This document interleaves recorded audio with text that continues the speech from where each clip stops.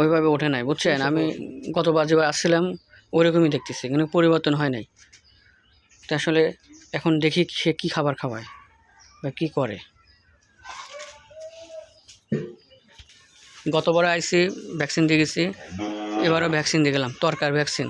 হঠাৎ করে মারা যায় না, সেটা হলো তরকা, অ্যানথ্রাক্স তাকে বলে। এখন বিষয়টা হচ্ছে, ধরেন আমাদের সংস্থা থেকে গরু নিছেন, আমরা আপনাকে দিছি লাভের জন্য, যাতে আপনি লাভ করে আপনি কিছু করতে পারেন। এখন যদি ধরেন সেই লাভ যদি আপনার আর লস হয়ে যায়, তাহলে আপনারই লস এবং আমাদেরও লস। কারণ আমাদের টাকা নিয়ে গরু দিয়ে আর একজন যদি ভালো করতে পারতো, তাহলে তার উপকার হতো।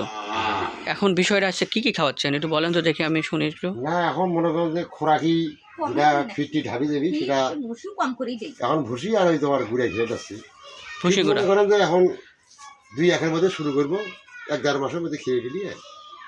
এখন শোনেন, যদি খাবার না দেন তাহলে গরু কখনোই হবে না। ঠিক আছে, এই দুইটা মানে অ্যাকচুয়ালি আমাদের কাছে যারা আসে, যারা পরামর্শ দেয়, তাদের কাছে অ্যাকচুয়ালি মানে মানে যা খাবেন তাই বলবেন। মানে কতটুকু খাদ্য দিচ্ছেন, মানে খাবার দাবার খোল বসি বলেন তো একটু।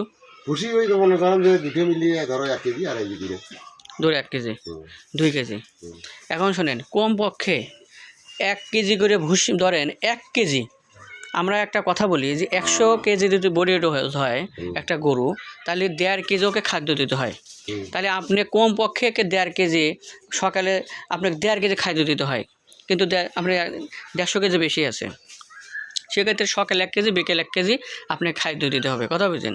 এখন সেই খাদ্য যদি দুইটা মিলে 2 কেজি দেন, তাহলে গরু কখনোই আপনার মোটা তাজা হবে না, এতে আপনার লস হবে। কারণ গরু যদি আপনি খাইতে না দেন, আরও নিচ দিকে চলে যাবে। আর ওই গরু যদি একবার আপনার স্বাস্থ্য নষ্ট হয়ে যায়, ওই গরু কখনোই আর স্বাস্থ্য উঠাতে পারবেন না, এতে আপনার লস হবে। তা আমি আপনাকে যে পরামর্শ দেব, আপনি গমের বসি আর এখন শীতের সময় একটু খোল দিবেন, আর এসিআই বা নারিশ কোম্পানির শীটটা দিবেন, ঠিক আছে? কোড়া দিবেন, ভুট্টা দিবেন, সব কিছু মিলে কমপক্ষে সকালে 1 কেজি, বিকেল 1 কেজি, একটাকে নিচে আপনাকে দিতে হবে। আরও 2 কেজি খাবার আপনাকে যোগ করতে হবে। খারু ভাই, আমার কথা কি ঠিক আছে? আপনি বলেন একটু। আর একটা কথা বলি, শোনেন, আমরা আপনাকে আর কৃমি মুক্ত করতে, যতই ভালো মন্দ খাইতে দেন, পোলা মাংস যাই দেন, যদি আপনার কৃমি থাকে পেটে, তাহলে আপনার স্বাস্থ্যও ভালো হবে না। আমার কথা বুঝতে পারছেন? এখন শোনেন, শোনেন, কিছু আছে আপনার লিভার ফ্লুক, কলিজা কিমড়ি যাকে বলে, এই কিমড়িটা আসলে বাংলাদেশে বেশিরভাগ গরুকেই বেশি আক্রান্ত হয়।